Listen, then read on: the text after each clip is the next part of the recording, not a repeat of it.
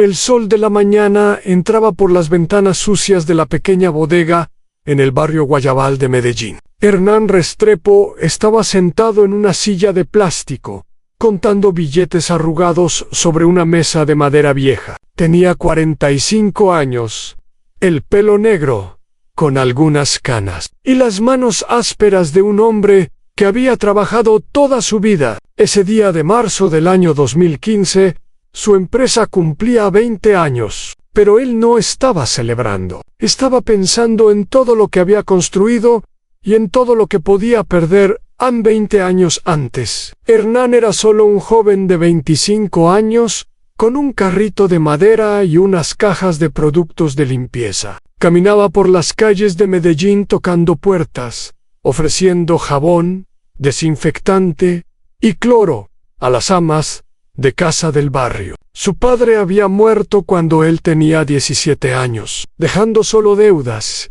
y una lección que Hernán nunca olvidaría: el hombre que no trabaja, no come. Su madre lavaba ropa ajena para sobrevivir, y sus dos hermanas menores dependían de él. En aquellos primeros días, Hernán aprendió algo importante. La gente no compraba productos, la gente compraba confianza. Si él prometía volver el martes con más jabón, tenía que volver el martes. Si decía que el precio era 5.000 pesos, el precio era 5.000 pesos. Nunca más, nunca menos. Los vecinos empezaron a esperarlo. Las señoras le guardaban el dinero de la semana. Los tenderos del barrio le pedían que les trajera productos para sus tiendas en un día. Don Aurelio, el dueño de una tienda en la esquina de su calle, le dijo algo que cambió su vida. El viejo estaba sentado en un taburete fumando un cigarrillo cuando Hernán llegó con su carrito. Don Aurelio lo miró con ojos cansados pero sabios y le dijo que él tenía algo que el dinero no podía comprar. Hernán preguntó qué era. Don Aurelio respondió que era palabra, que la gente confiaba en él, que eso valía más que cualquier camión o bodega. Le aconsejó que nunca perdiera eso, porque el día que lo perdiera, lo perdería.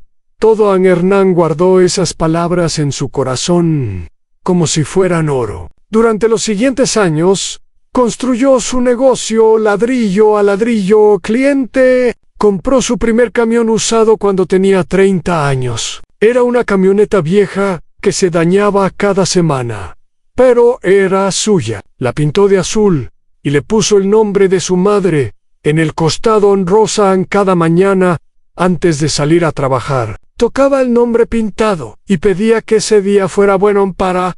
Cuando cumplió 35 años, Hernán ya tenía 5 camiones y 15 empleados. Había dejado los productos de limpieza y ahora distribuía alimentos en arroz, aceite, azúcar, harina, enlatados, todo lo que las tiendas de barrio necesitaban para sobrevivir. Su secreto era simple pero poderoso. Él conocía a cada tendero por su nombre. Sabía cuántos hijos tenían, qué problemas enfrentaban, cuándo era el cumpleaños de sus esposas. Cuando un tendero no podía pagar a tiempo, Hernán le daba más plazo. Cuando un tendero tenía un hijo enfermo, Hernán le llevaba mercado gratis. La gente no olvidaba esas cosas. A los 40 años, Distribuidora Los Andes era la empresa más importante del suroccidente colombiano en su ramo. 200 empleados trabajaban para Hernán.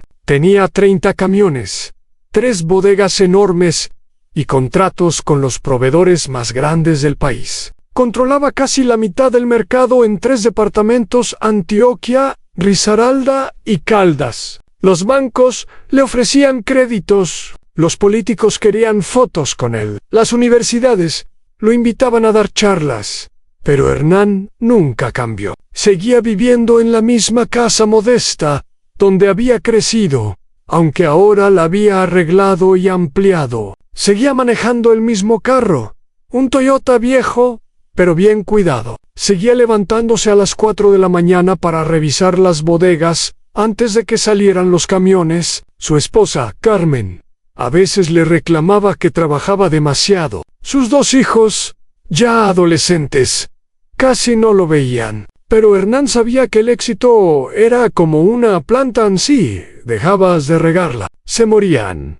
Lo que Hernán no sabía era que otras personas estaban observando su éxito con envidia y con planes oscuros en el otro lado de la ciudad. En una oficina moderna con vista a las montañas, los hermanos Salazar tenían una reunión. Eran tres: San Roberto, el mayor, con 52 años, y cara de pocos amigos; Fernando, el del medio, más calculador y silencioso; y Diego, el menor, impulsivo y ambicioso. Su empresa, Comercial del Valle, había sido fundada por su padre hacía 30 años, pero mientras Distribuidora Los Andes crecía, ellos se quedaban estancados. San Roberto golpeó la mesa con el puño y dijo que estaba cansado, que llevaban 10 años intentando entrar en el territorio de Hernán Restrepo y siempre fracasaban, que los tenderos preferían a ese campesino antes que a ellos. Fernando, el calculador, respondió con calma que no era cuestión de fuerza, sino de estrategia, que habían estado peleando solos, pero que no tenían que seguir así. Diego, el menor, preguntó qué quería decir. Fernando sonrió y dijo un nombre: Mauricio Vega.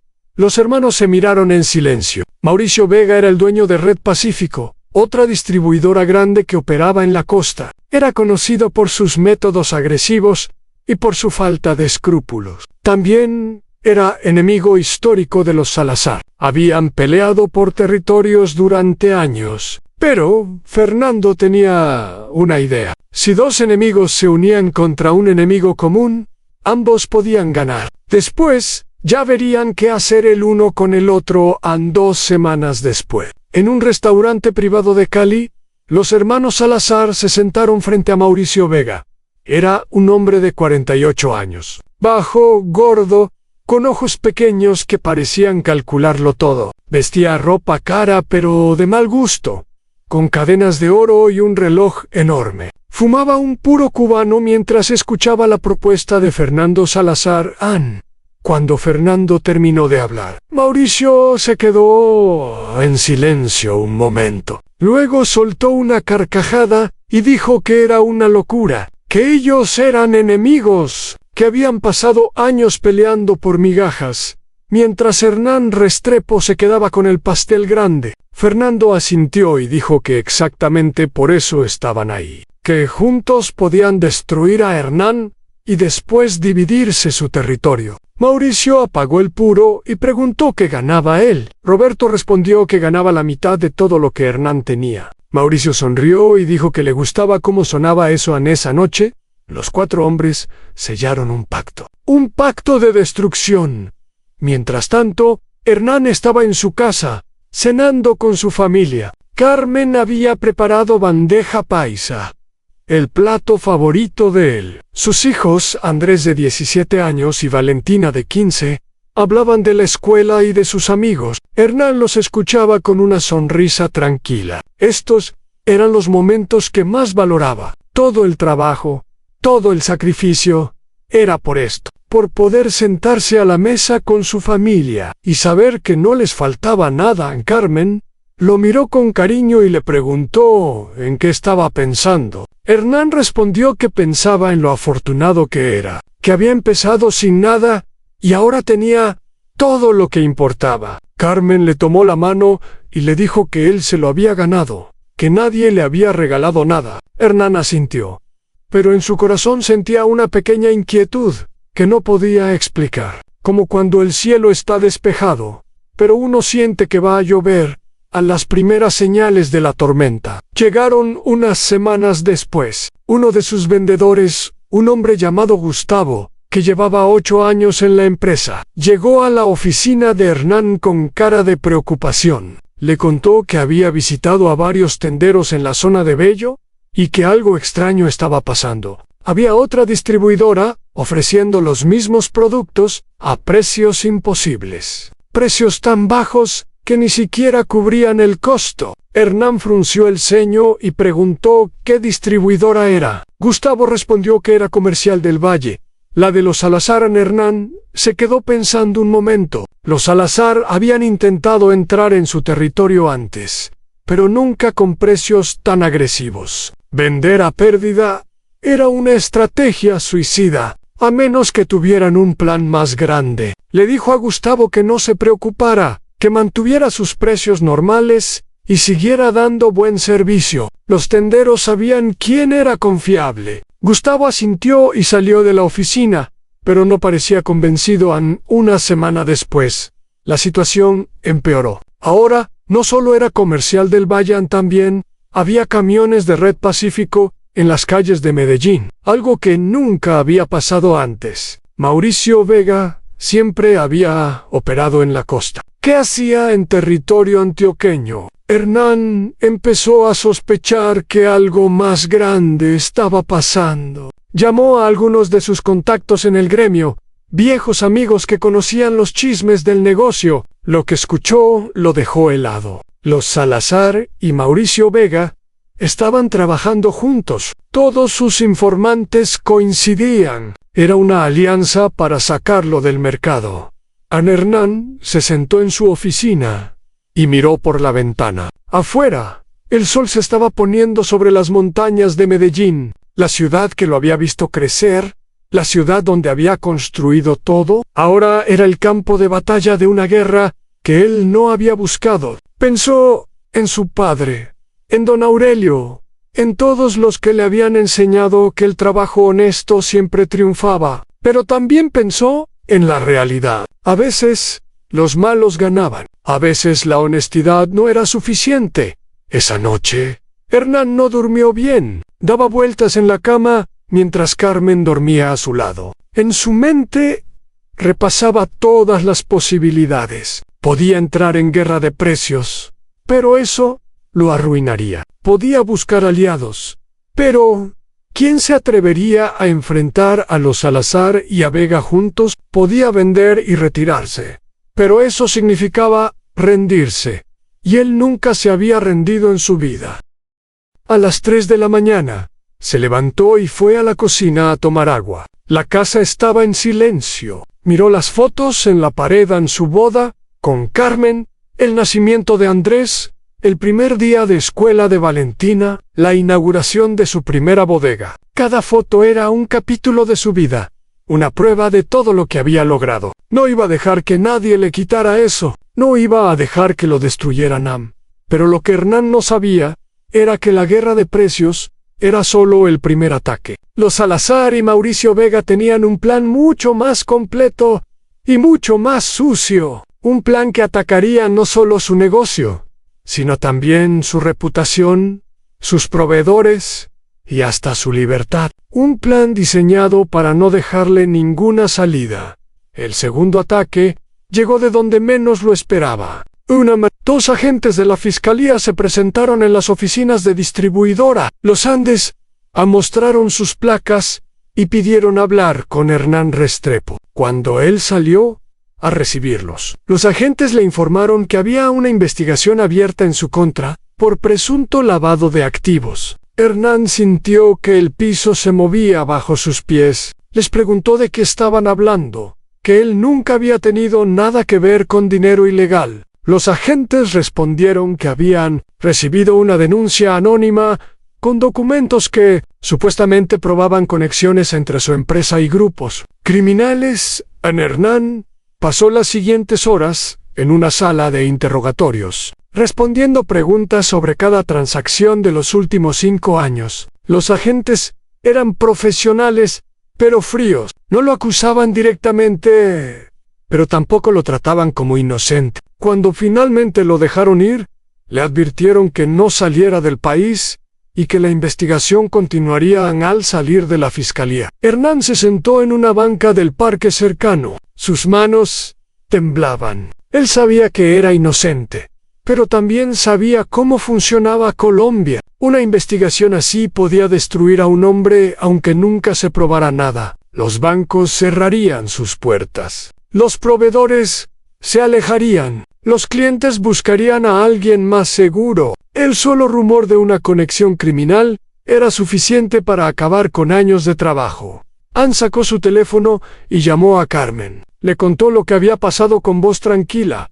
aunque por dentro sentía que se estaba derrumbando. Carmen se quedó en silencio un momento, y luego le dijo que fuera a casa, que hablarían, que encontrarían una solución. Pero Hernán podía escuchar el miedo en su voz, el mismo miedo que él sentía en esa noche. La noticia ya estaba en todos lados. Un periodista de un noticiero local había recibido la misma información que la fiscalía. El reportaje no acusaba directamente a Hernán, pero sembraba la duda. Mostraba imágenes de sus bodegas, de sus camiones, y hacía preguntas incómodas. ¿De dónde había salido el dinero para crecer tan rápido? ¿Por qué un hombre sin educación formal tenía tanto éxito? Las insinuaciones eran claras, aunque las palabras fueran cuidadosas. Al día siguiente, Hernán recibió 2 llamadas que terminaron de hundir su ánimo. La primera era de su banco principal. Le informaban que, debido a la investigación en curso, tenían que congelar sus líneas de crédito hasta nuevo aviso. La segunda era de uno de sus proveedores más importantes, una empresa de arroz que le vendía desde hacía 15 años. El gerente, con voz incómoda, le explicó que habían recibido una oferta de exclusividad de Comercial del Valle y Red Pacífico, una oferta que no podían rechazar. Lamentaba mucho la situación, pero los negocios eran los negocios. Hernán colgó el teléfono y se quedó mirando la pared de su oficina. En solo unas semanas, había perdido clientes, crédito y proveedores. Su reputación estaba manchada. Sus enemigos lo atacaban desde todos los frentes, mientras él apenas podía defenderse. Por primera vez en 20 años, Hernán Restrepo sintió que podía perder, pero en el fondo de su corazón, algo más fuerte que el miedo empezaba a despertar. Era una furia silenciosa, una determinación de acero que había heredado de su padre y de su madre, de todos los que habían luchado antes que él. No iba a rendirse. No iba a encontrar la manera de sobrevivir y de hacer pagar a los que lo habían atacado. No sabía cómo todavía, pero lo iba a descubrir en los días siguientes. Fueron los más difíciles que Hernán había vivido desde la muerte de su padre. Cada mañana traía nuevas malas noticias, más clientes que se iban, más proveedores que cortaban contratos, más rumores que circulaban por la ciudad. Los empleados lo miraban con preocupación cuando caminaba por las bodegas. Algunos ya habían empezado a buscar trabajo en otros lugares, aunque no se lo decían directamente. Hernán podía sentir cómo su imperio se desmoronaba pedazo a pedazo a pedazo. Una noche, llegó a su casa más tarde de lo normal. Carmen lo estaba esperando en la sala con una taza de café caliente. Se sentaron juntos en el sofá viejo, donde habían pasado tantas noches, hablando de sueños y planes. Pero esta vez no había sueños, solo había miedo y preguntas sin respuesta. Carmen le tomó la mano y le habló con la voz suave pero firme que él conocía tan bien. Le dijo que había estado pensando mucho, que tenían ahorros, que los hijos estaban grandes, que podían vender lo que quedaba y empezar de nuevo en otra parte, quizás en otro país. Lejos de todo esto, ella no le tenía miedo a ser pobre otra vez. Le tenía miedo a verlo destruido. Hernán la escuchó en silencio. Una parte de él quería decir que sí, tomar a su familia y huir de esta pesadilla. Pero otra parte, la parte que lo había levantado de la pobreza, la parte que había construido todo desde cero, se negaba a aceptar la derrota. Le respondió a Carmen que él entendía su miedo, que él también tenía miedo, pero que no podía rendirse. No, Ozzy, no después de todo lo que había trabajado. Si se iba ahora, los Salazar y Vega ganarían. Y peor aún, él nunca podría mirarse al espejo otra vez. Carmen lo miró con ojos húmedos y le preguntó qué iba a hacer. Hernán le confesó que todavía no lo sabía, pero que iba a encontrar la manera. Siempre había encontrado la manera esa noche. Después de que Carmen se fue a dormir, Hernán se quedó solo en su estudio. Era un cuarto pequeño lleno de libros y papeles. con una foto de su padre en el escritorio. Miró la foto por largo rato. Su padre había sido un hombre simple, un campesino que nunca tuvo nada, pero que trabajó hasta el último día de su vida. Murió de un infarto en el campo de café donde trabajaba, con las manos llenas de tierra y el corazón lleno de deudas. Hernán había jurado ese día que su vida sería diferente, que él no moriría pobre y derrotado, pero ahora, sentado en su estudio mientras el mundo se derrumbaba a su alrededor, Hernán entendió algo que su padre quizás nunca supo. No bastaba con trabajar duro, no bastaba con ser honesto. A veces, para sobrevivir, había que ser más inteligente que los enemigos, más paciente, más estratégico.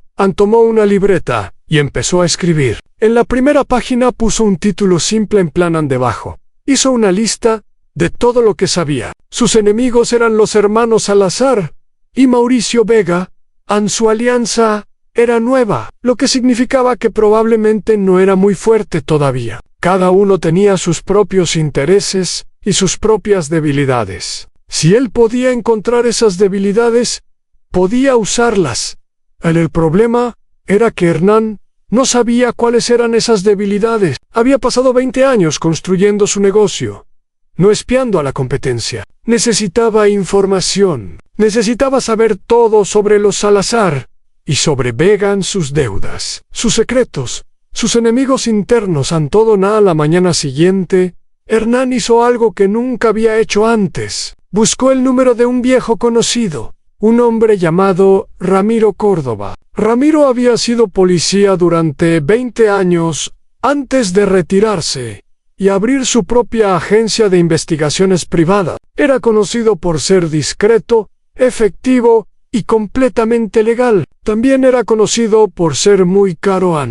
Se encontraron en una cafetería del centro, lejos de las zonas donde Hernán era conocido. Ramiro era un hombre de 60 años, con el pelo completamente blanco y ojos que parecían ver a través de las personas. Escuchó la historia de Hernán sin interrumpir, tomando notas en una libreta pequeña. Cuando Hernán terminó, Ramiro se quedó en silencio un momento, pensando. Finalmente habló. Le dijo a Hernán que su situación era difícil, pero no imposible, que los hombres como los Salazar y Vega siempre tenían secretos. Nadie llegaba a donde ellos estaban sin ensuciarse las manos. El truco era encontrar la suciedad y saber cuándo usarla. Le advirtió que esto tomaría tiempo, semanas, quizás meses, y que no sería barato. Hernán le dijo que el dinero no era problema, que todavía tenía ahorros. Lo que necesitaba era información. Ramiro asintió y le pidió 3 meses. En ese tiempo, él y su equipo investigarían a los Salazar, a Vega y a cualquiera conectado con ellos. Buscarían deudas ocultas, negocios ilegales, enemigos personales, cualquier cosa que pudiera ser útil. Hernán aceptó y le entregó un sobre con el primer pago en efectivo. Cuando se despidieron, Ramiro le dio un último consejo. Le dijo que mientras él investigaba, Hernán debía parecer débil, que dejara que sus enemigos pensaran que estaban ganando, que nada era más peligroso que un hombre que parecía derrotado, pero que en realidad estaba esperando el momento de atacar. A las semanas siguientes fueron una tortura. Hernán tenía que actuar como si estuviera perdiendo, mientras en secreto preparaba su contraataque. Dejó que algunos envíos fallaran. Redujo personal de manera visible. Hasta canceló algunos contratos con proveedores menores, para dar la impresión de que estaba desesperado por ahorrar dinero. Cada vez que hacía algo así, sentía que se arrancaba un pedazo del alma, pero sabía que era necesario. Mientras tanto, los Salazar y Vega celebraban, pensaban que su plan estaba funcionando perfectamente. En una reunión en la oficina de Roberto Salazar, los 4 socios brindaron con whisky caro mientras revisaban los números. Habían capturado casi 1/3 del territorio de Hernán en solo 2 meses. Los tenderos estaban aceptando sus precios bajos. Los proveedores estaban firmando contratos de exclusividad. Y la investigación de la fiscalía mantenía a Hernán paralizado. Diego Salazar, el menor y más impulsivo de los hermanos, propuso que aceleraran el ataque, que bajaran los precios aún más, que le quitaran todo de una vez. Pero Fernando, el estratega, lo detuvo. Le explicó que no había prisa, que cada semana que pasaba, Hernán se debilitaba más, que era mejor dejarlo desangrarse lentamente. Así, cuando finalmente cayera, no tendría fuerzas para levantarse. Mauricio Vega estuvo de acuerdo. Añadió que además estaban gastando mucho dinero en la guerra de precios. Necesitaban que Hernán cayera pronto para poder recuperar la inversión. Pero si lo presionaban demasiado rápido, él podría hacer algo desesperado. Era mejor mantener la presión constante y esperaran. Lo que ninguno de ellos sabía era que Ramiro Córdoba ya estaba trabajando. Sus investigadores habían empezado a seguir a los Salazar y a Vega, a revisar registros públicos, a hablar con exempleados descontentos, y estaban encontrando cosas interesantes. La primera pista llegó de un lugar inesperado. Uno de los investigadores de Ramiro había contactado a una exempleada de Comercial del Valle, una contadora llamada Patricia, que había renunciado 2 años antes. Patricia no tenía buenas relaciones con los Salazar. La habían despedido injustamente después de 10 años de trabajo leal, acusándola de errores que ella no había cometido. Cuando el investigador le explicó lo que estaba pasando, Patricia decidió hablarle. Contó que los Salazar tenían un problema grande de dinero, que su padre les había dejado la empresa llena de deudas cuando murió, y que ellos habían pedido préstamos a personas peligrosas para mantenerse a flote. No bancos normales, prestamistas privados, de esos que cobraban intereses altísimos y que no aceptaban excusas cuando llegaba la hora de pagar. Patricia no sabía cuánto debían exactamente, pero sabía que era mucho, y sabía que si los prestamistas se enteraban de que los Salazar estaban en problema, las cosas se pondrían muy feas para ellos. En la segunda pista vino de la investigación sobre Mauricio Vega. Ramiro descubrió que Red Pacífico llevaba años evadiendo impuestos de manera sistemática. No era evasión pequeña, de esas que todo el mundo hacía y que nadie perseguía. Era evasión masiva, con facturas falsas, empresas fantasma y cuentas en el exterior. El tipo de evasión que podía significar años de cárcel y la pérdida total de la empresa. Si las autoridades se enteraban cuando Ramiro le presentó estos hallazgos a Hernán, el distribuidor se quedó pensando largo rato. Tenía 2 armas poderosas en sus manos. Podía destruir a los Salazar, revelando sus deudas a los prestamistas. Podía destruir a Vega, denunciando su evasión a la DION. Pero tenía que ser cuidadoso. Si actuaba demasiado rápido, sus enemigos sabrían que él estaba detrás del ataque y podrían responder. Necesitaba que pareciera que sus problemas venían de otra parte. Además, Hernán entendía que la información sola no era suficiente. También necesitaba reconstruir su base de apoyo. Los tenderos que lo habían abandonado, los proveedores que habían cortado contratos, los empleados que habían perdido la fe. Tenía que recuperarlos o encontrar nuevos aliados que los reemplazaran.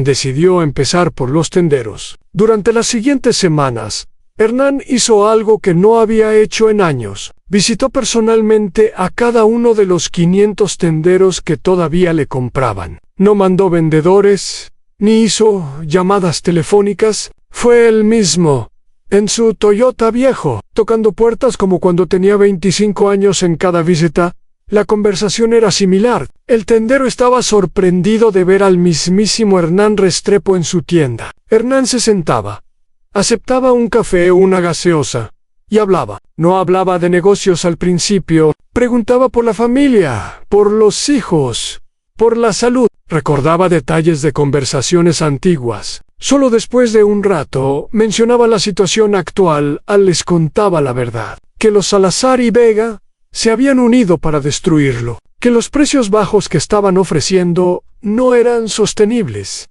que eventualmente subirían cuando no tuviera competencia, que la investigación en su contra era falsa, basada en denuncias inventadas. No pedía compasión ni favores, solo pedía que recordaran los años de relación el servicio confiable. Los momentos en que él los había ayudado, cuando nadie más lo hacía, algunos tenderos lo escuchaban con escepticismo. Los precios de la competencia eran demasiado buenos para ignorarlos. Pero otros recordaban las veces que Hernán les había dado crédito cuando no tenían dinero, las veces que les había llevado mercado cuando estaban enfermos, las veces que su palabra había sido más confiable que cualquier contrato escrito. Esos tenderos le prometieron que no lo abandonarían, aunque los precios de los rivales fueran más bajos.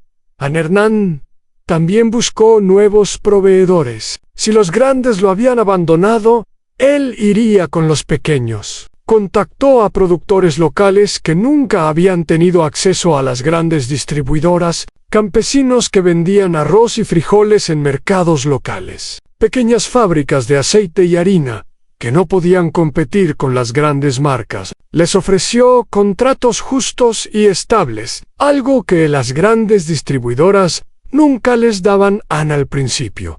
Estos pequeños productores estaban desconfiados. ¿Por qué un hombre tan importante como Hernán Restrepo quería hacer negocios con ellos? Pero Hernán era paciente. Les explicaba su situación con honestidad, sin esconder nada. Les mostraba que él también había empezado pequeño, que entendía lo que era luchar sin apoyo. Poco a poco, algunos empezaron a confiar en él. Mientras tanto, Hernán también trabajaba en otro frente. Necesitaba aliados dentro de las empresas de sus enemigos, gente que estuviera descontenta, que tuviera razones para querer ver caer a los Salazar o a Vega Ramiro y sus investigadores. Le consiguieron una lista de empleados que habían sido maltratados, despedidos injustamente o que simplemente odiaban a sus jefes. Uno de ellos era particularmente valioso. Se llamaba Eduardo y era el jefe de logística de Red Pacífico. Había trabajado para Vega durante 12 años y lo conocía mejor que nadie. También lo odiaba. Vega le había prometido hacerlo socio de la empresa, pero esa promesa nunca se cumplió. En cambio, Vega le había robado ideas, lo había humillado frente a otros empleados y le había negado aumentos de salario durante años. Eduardo no sabía que Hernán lo estaba contactando a través de intermediarios, solo sabía que alguien estaba interesado en información sobre Red Pacífico y estaba dispuesto a pagar bien por ella. Al principio solo vendió información pequeña en rutas de distribución, listas de clientes, estrategias de precios, pero con el tiempo, a medida que confiaba más en su contacto misterioso, empezó a revelar cosas más grandes. Detalles de la evasión fiscal, nombres de las empresas fantasma, números de cuentas en el exterior. Hernán guardaba toda esta información como un cazador que guarda sus balas. No iba a usarla todavía. Primero tenía que esperar el momento perfecto. 3 meses después del inicio de la guerra, la situación había cambiado de maneras que nadie podía ver desde afuera. Los números seguían mostrando que Hernán estaba perdiendo. Había perdido el 30% de su territorio. Varios de sus mejores empleados se habían ido. Los bancos seguían sin darle crédito. Pero, por debajo de la superficie, algo diferente estaba pasando.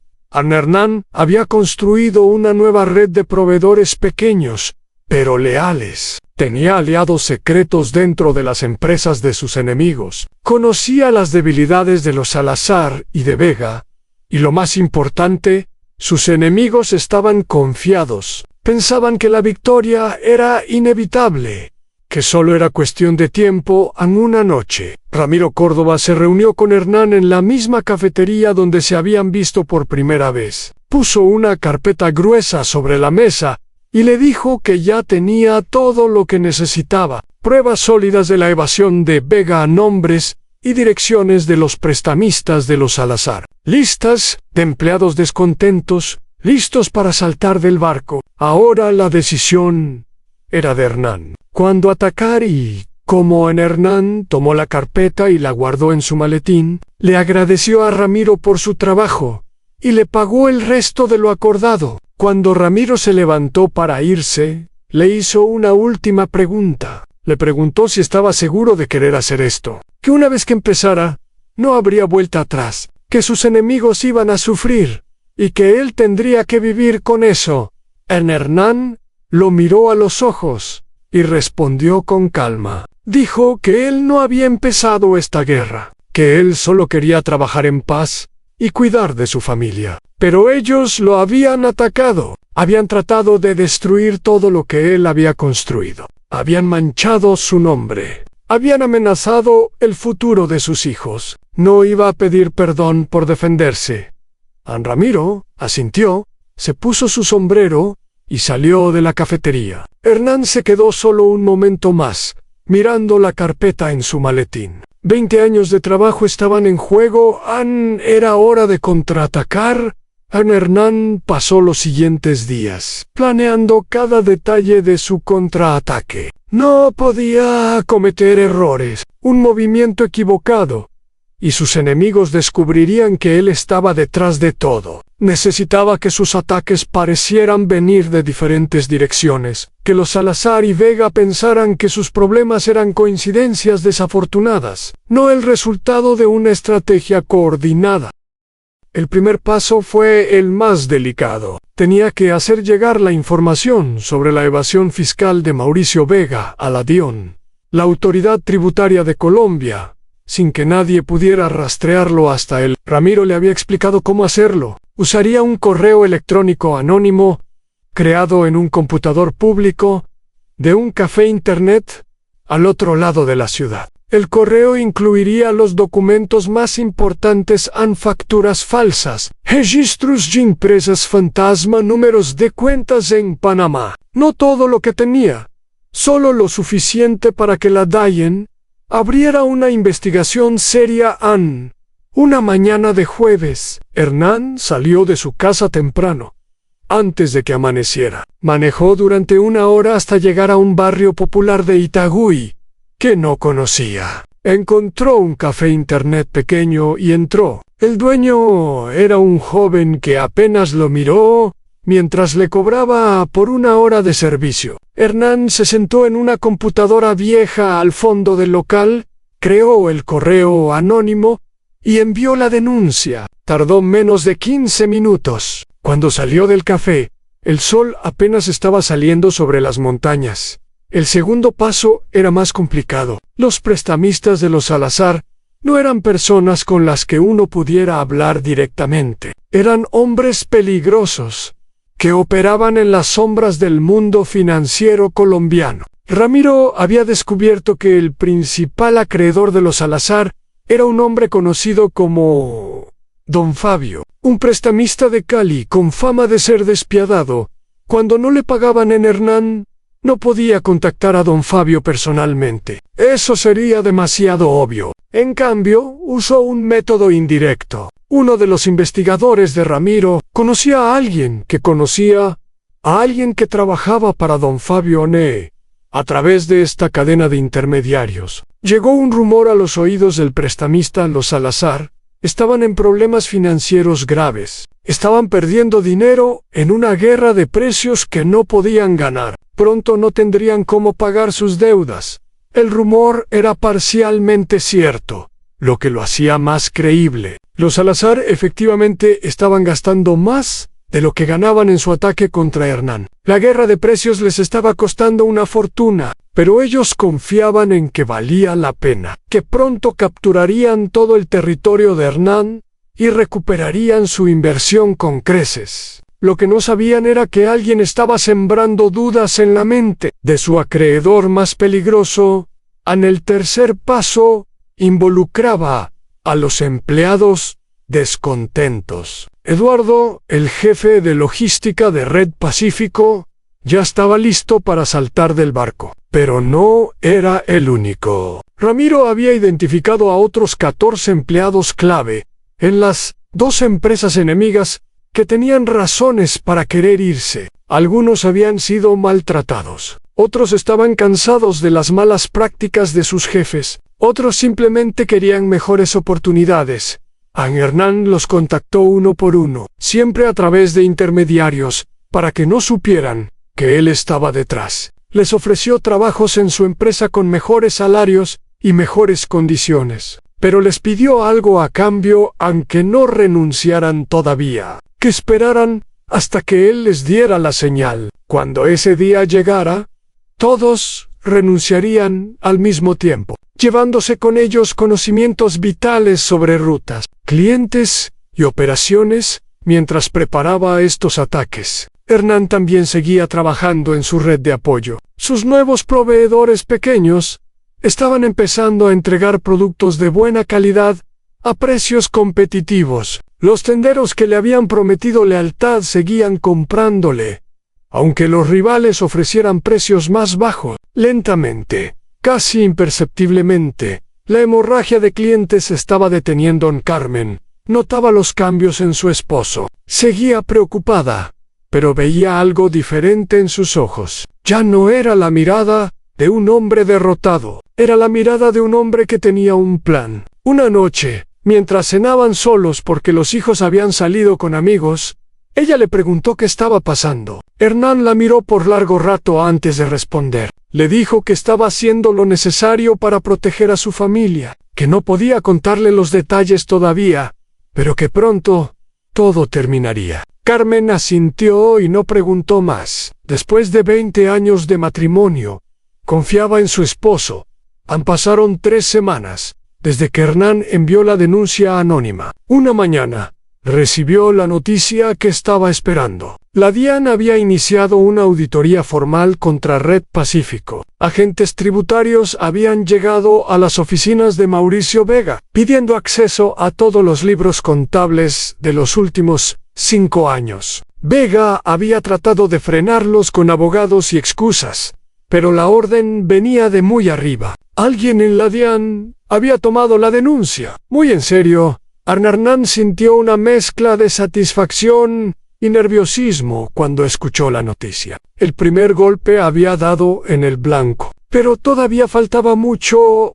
Mientras tanto, en Cali, don Fabio estaba teniendo una conversación incómoda con Roberto Salazar. El prestamista había invitado a Roberto a almorzar en un restaurante exclusivo, algo que normalmente era señal de buenas noticias. Pero esta vez el tono era diferente. Don Fabio le preguntó directamente cómo iban los negocios. Roberto, tratando de parecer confiado, respondió que todo iba muy bien, que estaban en proceso de capturar un mercado nuevo muy importante. Don Fabio no pareció convencido. Le comentó que había escuchado rumores, que la guerra de precios en la que estaban metidos les estaba costando mucho dinero, que algunos proveedores estaban preocupados. Roberto se puso nervioso, pero trató de disimular. Le aseguró a don Fabio que todo estaba bajo control, que en unos meses recuperarían la inversión con creces. Don Fabio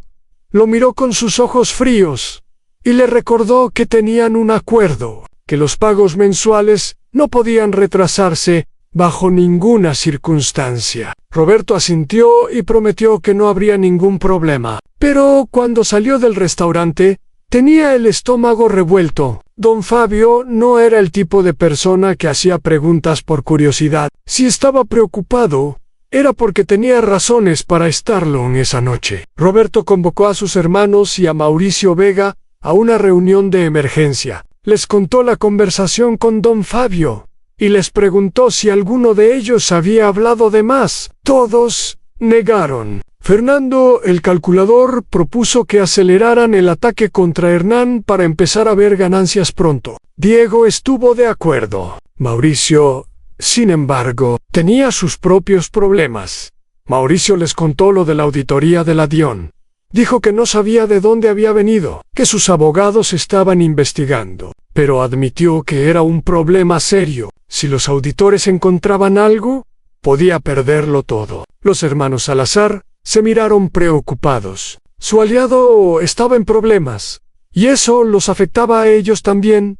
La reunión terminó sin soluciones claras. Cada uno volvió a su casa esa noche, pensando que las cosas no estaban saliendo como habían planeado. Pero todavía no sospechaban nada. Pensaban que eran coincidencias, mala suerte, problemas normales del negocio. No tenían idea de que un hombre al que consideraban casi derrotado estaba moviendo los hilos desde las sombras 2 semanas más tarde. Hernán dio la señal. Era un martes normal, sin nada especial que lo distinguiera. Pero ese día 15 empleados clave renunciaron a sus trabajos en Comercial del Valle y Red Pacífico. No 1 o 2, sino 15.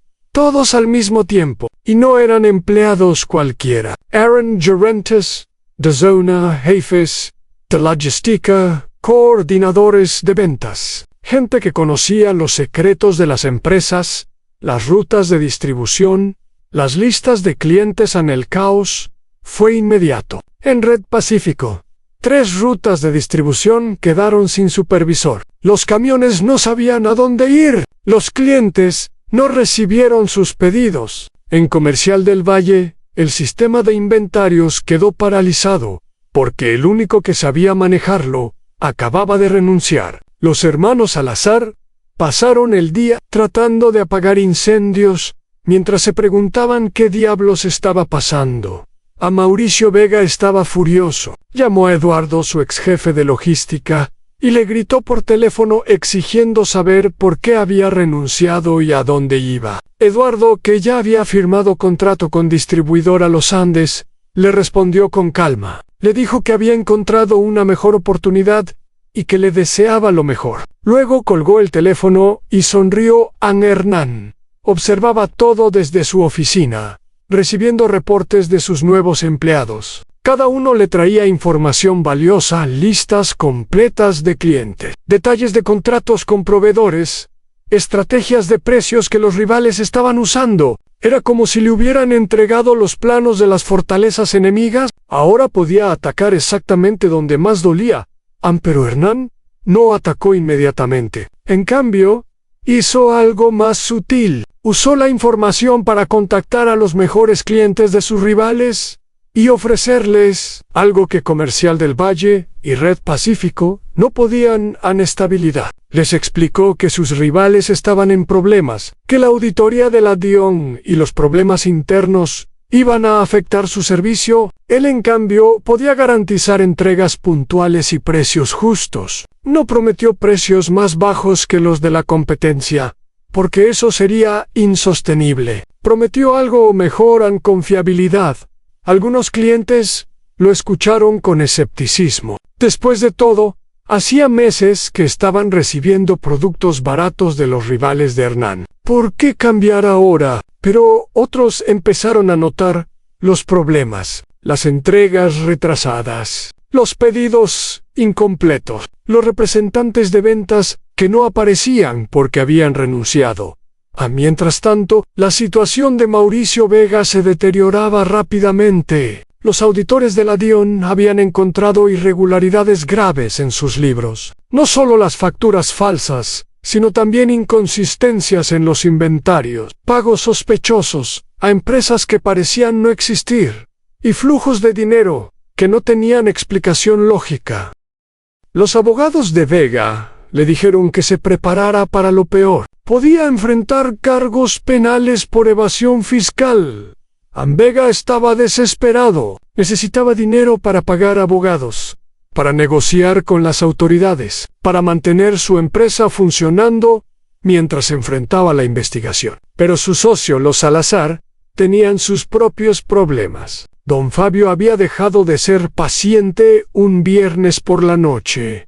2 hombres visitaron la casa de Roberto Salazar. No eran policías ni funcionarios del gobierno, eran empleados de don Fabio, con caras que no invitaban a discutir. Le entregaron a Roberto un sobre con una carta simple. Tenían 30 días para pagar lo que debían, más los intereses acumulados. Si no pagaban, don Fabio tomaría otras medidas. Roberto entendió perfectamente qué significaban esas otras medidas. Don Fabio no era un banquero que llevaba a la gente a los tribunales. Era un hombre que resolvía sus problemas de maneras más directas. Roberto pasó esa noche sin dormir, tratando de calcular cuánto dinero tenía y cuánto necesitaba. Los números no cerraban. Necesitaban mucho más de lo que tenían. La alianza entre los Salazar y Vega empezó a fracturarse. En una reunión tensa, Los hermanos le reclamaron a Mauricio por la auditoría, diciendo que sus problemas legales los estaban arrastrando a todos. Mauricio respondió que ellos también tenían culpa, que si no hubieran sido tan agresivos con la guerra de precios, él no habría tenido que recurrir a prácticas cuestionables para mantener el flujo de caja. Las acusaciones volaron de un lado a otro. La confianza entre los socios se evaporó. Fernando Salazar, el más astuto de los hermanos,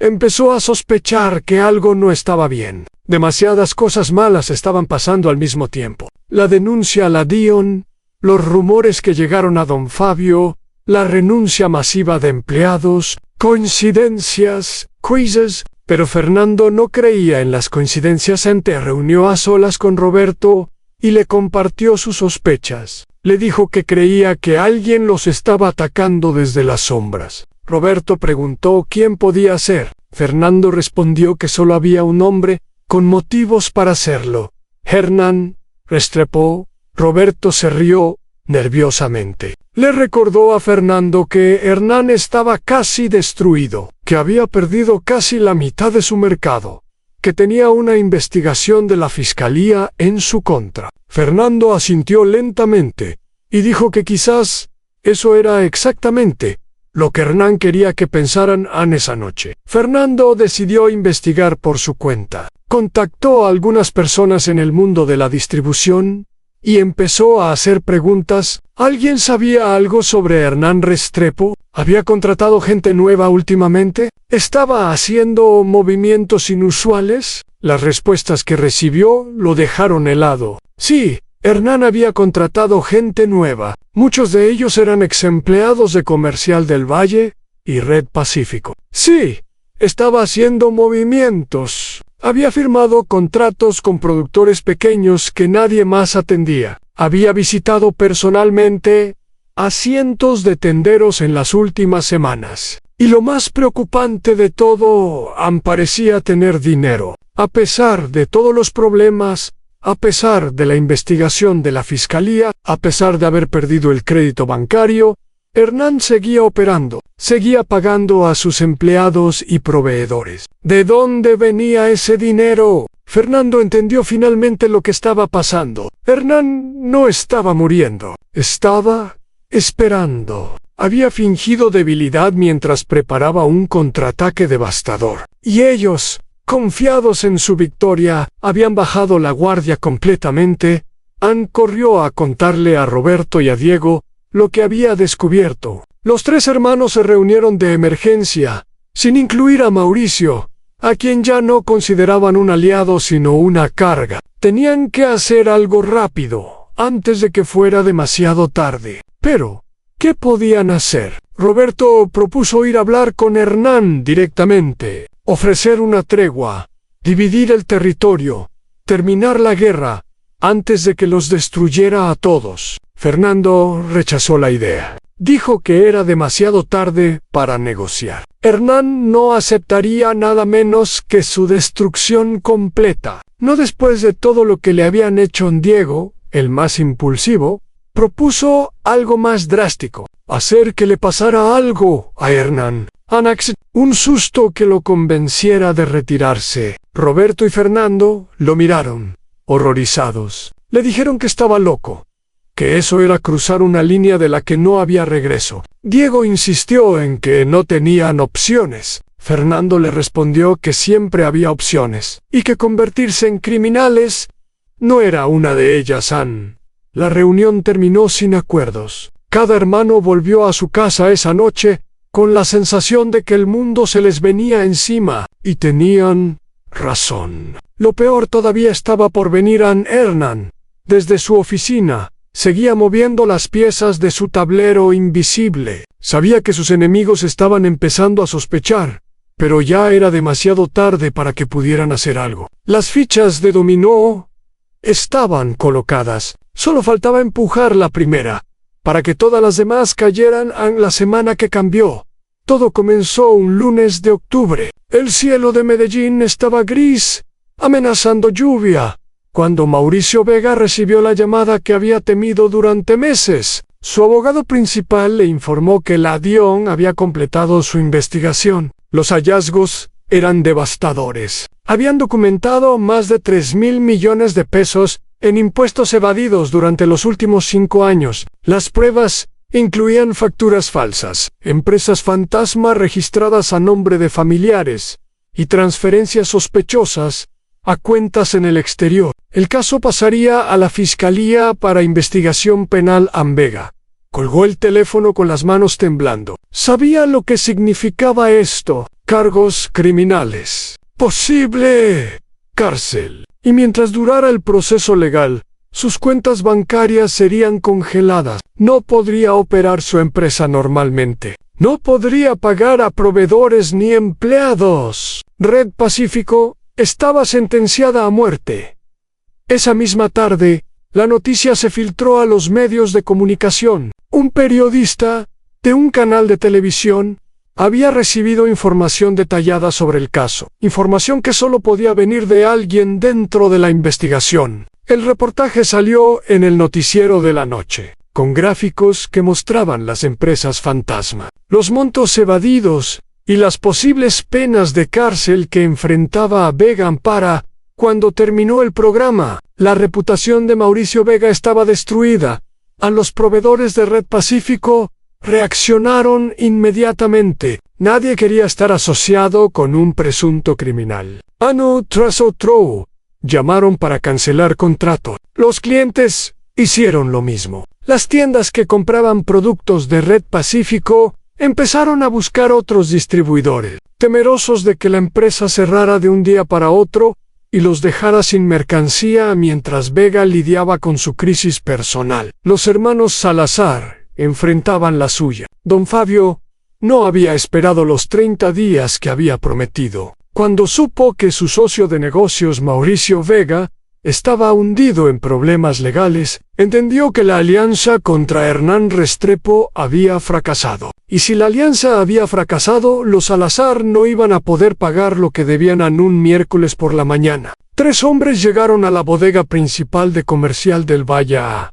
No traían armas visibles, pero su presencia era suficientemente intimidante. Entregaron a Roberto Salazar un documento legal, elaborado por un abogado de don Fabio, que ejecutaba las garantías del préstamo. Según el documento, 3 de las bodegas de los Salazar ahora pertenecían a don Fabio, en pago parcial de la deuda. Roberto quiso protestar, llamar a sus propios abogados, buscar alguna manera de frenar esto, pero los hombres de don Fabio fueron claros. Le dijeron que podía pelear en los tribunales si quería, pero que mientras peleaba, debía recordar que don Fabio tenía otras formas de resolver los problemas. Roberto entendió el mensaje perfectamente. No era una amenaza legal, era una amenaza física. Firmó los documentos sin decir una palabra más.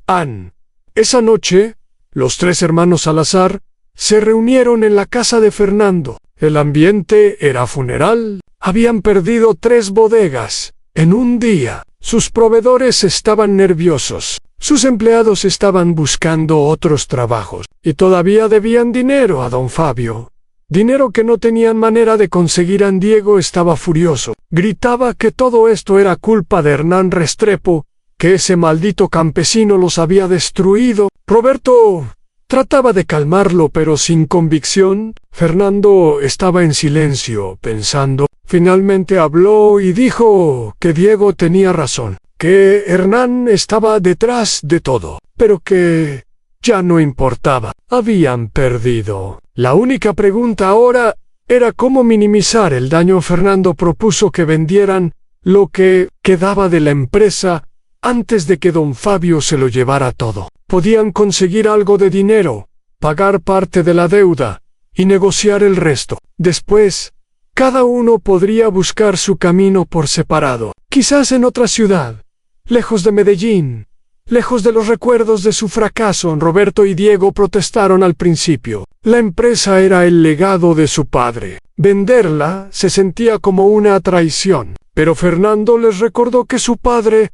también les había enseñado algo importante, que un hombre inteligente sabe cuándo retirarse, que pelear una batalla perdida no era valor sino estupidez. Después de horas de discusión, los hermanos finalmente aceptaron. Pondrían Comercial del Valle en venta. Lo que pudieran salvar, lo salvarían. Lo que no, lo perderían. Era mejor perder con dignidad que ser destruidos completamente mientras los Salazar planeaban su retirada. Hernán Restrepo daba el golpe final. Había estado esperando este momento durante meses, preparándolo cuidadosamente. Ahora era el momento de actuar.